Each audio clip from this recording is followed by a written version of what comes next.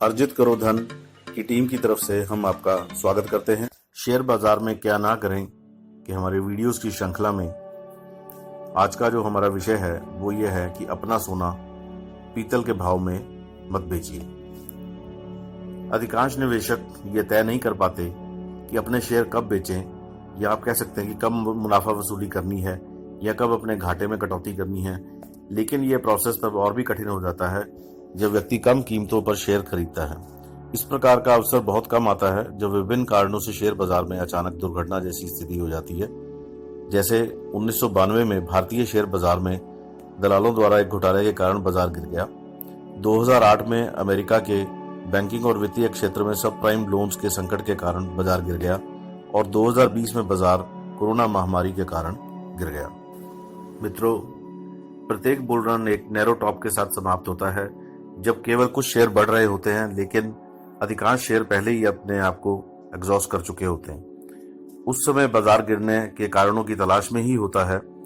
जब बाजार में अचानक गिरावट आती है तो निवेशकों और ट्रेडर्स के बीच में दहशत फैल जाती है, जैसे कि किसी तरह का बम विस्फोट हो गया हो या सुनामी आ गई हो।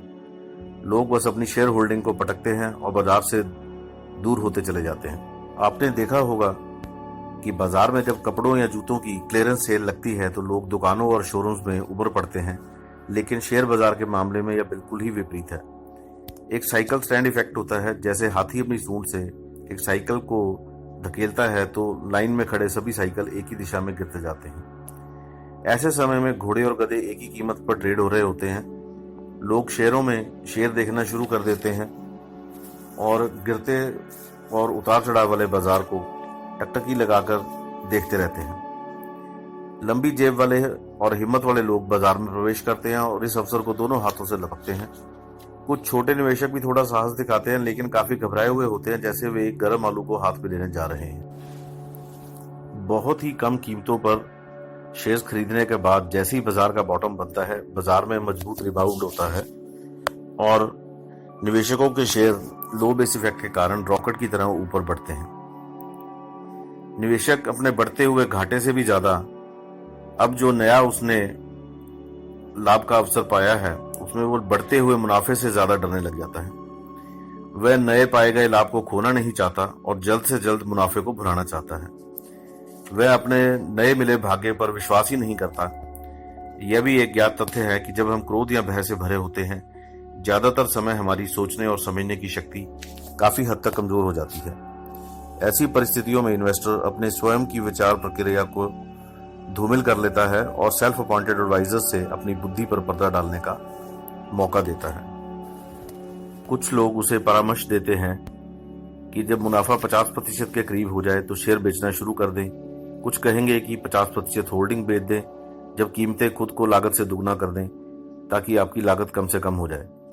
ये विचार पूरी तरह से गलत नहीं है, क्योंकि कोई भी कम से कम अपनी लागत कम कर रहा है या मुनाफा कमा रहा है और नुकसान नहीं उठा रहा है तो इसमें गलत कुछ भी नहीं है। लेकिन क्या कोई शेयर बाजार में सिर्फ लागत कम करने या मूंगफली के दाने के बराबर मुनाफे के लिए आता है? किसी भी बुद्धिमान व्यक्ति से यदि इसका उत्तर पूछा जाए तो उसका उत्तर ना में होगा, क्योंकि कोई भी व्यक्ति बाजार में शेयर्स पे रिटर्न जो अर्जित करने के लिए निवेश करता है, जो सामान्य या सामान्य रिटर्न से अधिक होता है और जो न केवल मुद्रास्फीति को यानी महंगाई को मात देता है बल्कि भारी धन संपदा भी लेके आता है। अब हम 4 कंपनियों का उदाहरण लेके इस चीज को थोड़ा समझने का प्रयास करते हैं।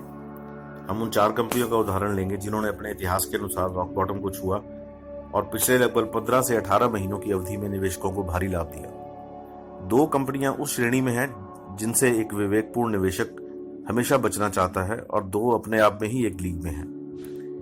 जब आप मार्च 2020 में उनकी सबसे कम कीमतों की ओर देखेंगे और जुलाई 2021 तक के उनके उच्चतम स्तर को छुएंगे और फिर लागत से 50% लाभ या दोगुना के फॉर्मूले पर फिट करने का प्रयास करेंगे, आपको पता चल जाएगा कि एक लोकप्रिय कहानी है जिसमें यह बताया गया है कि एक व्यक्ति को पूरी की पूरी कार की पेशकश की जाती है, लेकिन वह सिर्फ स्टेपनी ही एक्सेप्ट करता है। तो आप उसकी बुद्धि की कल्पना कर सकते हैं। आइए अब पहली श्रेणी के 2 शेयरों के बारे में बात करते हैं। सबसे पहले रिलायंस पावर लिमिटेड है।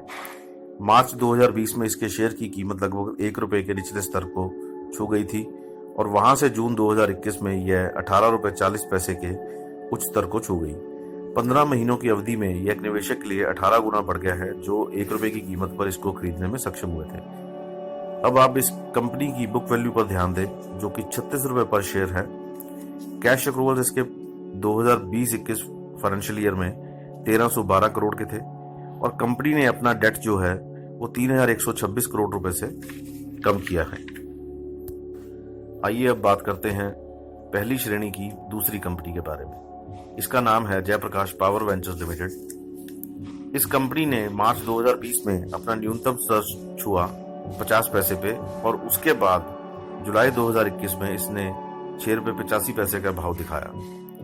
तो 16 महीने की अवधि में जिस इन्वेस्टर ने इसको 50 पैसे पे खरीदा, उसके लिए इसने 13 गुना का रिटर्न दिया है। और आपको ये सुनकर हैरानी होगी कि आईसीआईसीआई बैंक ने अपना लोन्स का बहुत बड़ा हिस्सा ₹12 प्रति शेयर के हिसाब से इक्विटी में कन्वर्ट किया है। अब इस कंपनी के फंडामेंटल्स पर भी एक नजर डालते हैं। इसकी बुक वैल्यू है ₹15। फाइनेंशियल ईयर 2020-21 में इसके कैश अक्रूवल्स रहे 747 करोड़ रुपए। इसने 2020-21 फाइनेंशियल ईयर में अपना कर्जा जो है वो 774 करोड़ रुपए से कम किया।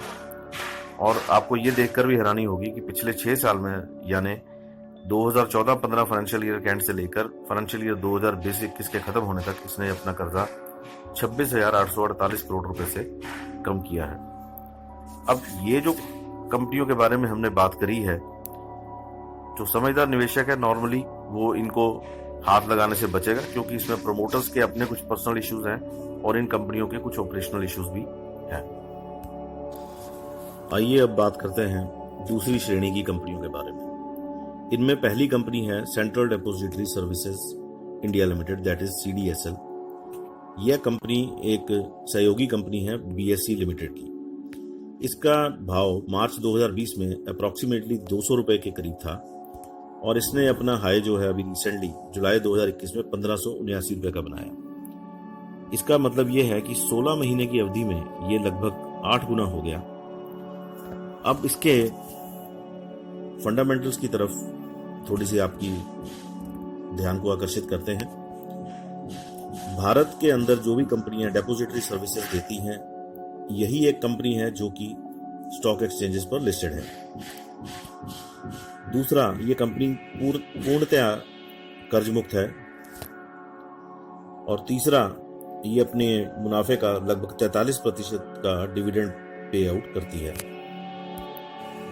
अब दूसरी श्रेणी में जो दूसरी कंपनी है वो है गोदावरी पावर इस्पात लिमिटेड, दैट इज GPIL।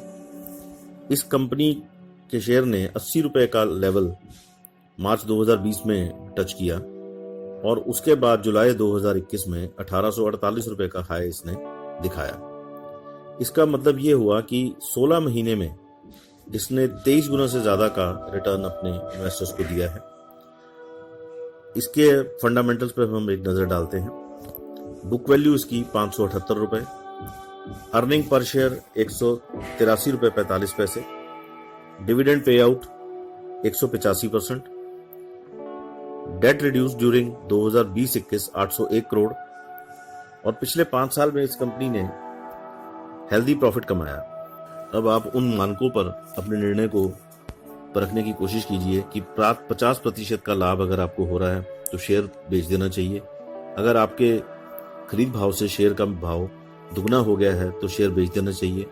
तो आप खुद ही पाएंगे कि जिन लोगों ने अपने निवेश को जल्दी बेच दिया, उनके कंपैरिजन में जिन लोगों ने अपने निवेश में बने रहे तो उन्होंने कितना धन पहले वाले लोगों से ज्यादा अर्जित किया है। सही निर्णय लेने के लिए आपको अपनी कंपनी के बारे में पूरी तरह से पता होना बहुत ही जरूरी है, ताकि आप एक सोचा समझा निर्णय ले सकें और अपने सोने को पीतल के भाव में मत बेचें। मित्रों, हमें आशा है कि आपको हमारी शो टीम की सामग्री पसंद आई होगी और हम अपने आने वाले वीडियो में आपके लिए हमारे video what not to do in stock markets पर काम करते रहेंगे, because we are not your friend कम। कृपया आप अपनी पसंद व प्रतिक्रिया दें और वीडियो को अपनी मित्र मंडली में साझा करें और हमारे चैनल को सब्सक्राइब करें। मित्रों, यदि आप cash market and fundamentals of Indian equities के बारे में हमारे शो टीम के विशेषज्ञों से बात करना चाहते हैं तो आप अपनी अपॉइंटमेंट व्हाट्सएप नंबर 8558881123 पर प्रारंभिक शुल्क 1500 रुपए के साथ 15 मिनट के लिए बात कर सकते हैं। डिस्क्लेमर, यह वीडियो केवल शैक्षिक उद्देश्यों और दर्शकों की जागरूकता बढ़ाने के लिए तैयार किया गया है। सभी दर्शकों से अनुरोध है कि वे अपने किसी भी वित्तीय निर्णय के बारे में अपने स्वयं के वित्तीय सलाहकारों से विचार विमर्श करें और अपने विवेक और इच्छा का उपयोग करें। धन्यवाद। सादर, टीम अर्जित करो धन फ्रॉम अधलामल बाजार।